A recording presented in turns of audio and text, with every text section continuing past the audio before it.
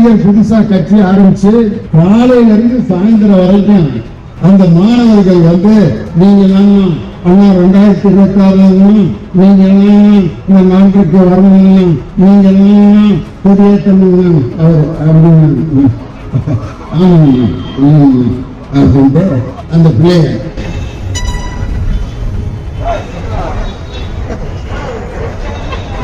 பாராட்டு கொடுத்த அண்ணனுக்கு ரொம்ப நன்றிங்கண்ணா.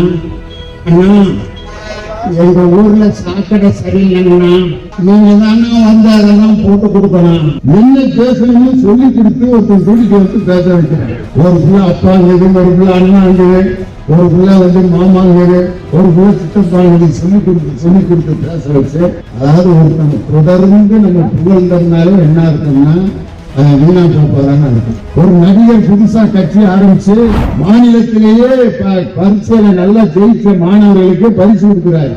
ரொம்ப சந்தோஷம்.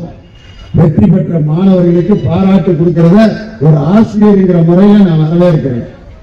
ஆனா பாராட்டு கொடுத்துட்டு வந்து அந்த ஒரு சால்வையும் வாங்கிட்டு சீல்கையும் வாங்கிட்டு அந்த பிள்ளைய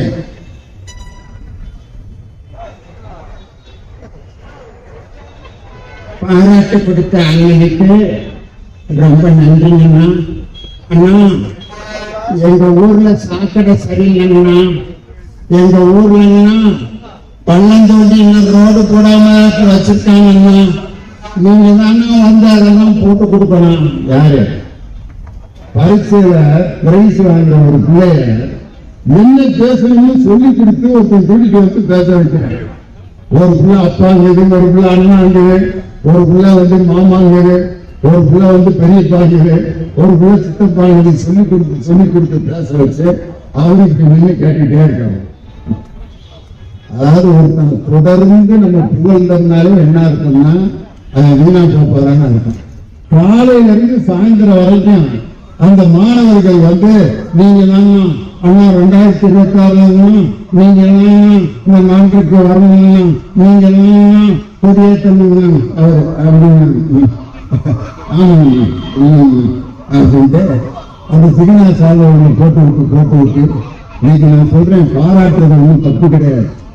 ஆனால் இதே பாராட்டு விழாவை மாநிலம் முழுவதும் இருக்கக்கூடிய மாணவர்களுக்கு நேரு உள் விளையாட்டு அரங்கிலே அனைத்து மாணவர்களுக்கும் பாராட்டு விழா நடத்தியவர் நம் தளபதி மு.க. ஸ்டாலின்.